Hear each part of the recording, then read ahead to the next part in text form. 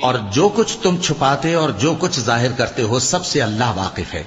اور جن لوگوں کو یہ اللہ کے سوا پکارتے ہیں وہ کوئی چیز بھی تو نہیں بنا سکتے بلکہ وہ خود بنائے جاتے ہیں۔ وہ تو مردہ ہیں بے جان، ان کو تو یہ بھی معلوم نہیں کہ اٹھائے کب جائیں گے۔ لوگوں، تمہارا معبود تو ایک ہی معبود ہے، سو جو لوگ آخرت پر ایمان نہیں رکھتے ان کے دل انکار کر رہے ہیں اور وہ سرکش ہو رہے ہیں۔ یہ جو کچھ چھپاتے ہیں اور جو ظاہر کرتے ہیں اللہ ضرور اس کو جانتا ہے، وہ سرکشوں کو ہرگز پسند نہیں کرتا۔ اور جب ان کافروں سے کہا جاتا ہے کہ تمہارے پروردگار نے کیا اتارا ہے تو کہتے ہیں پہلے لوگوں کی حکایتیں۔ اے پیغمبر، ان کو بکنے دو، یہ قیامت کے دن اپنے اعمال کے پورے بوجھ بھی اٹھائیں گے اور جن کو یہ بے تحقیق گمراہ کرتے ہیں ان کے بوجھ بھی اٹھائیں گے۔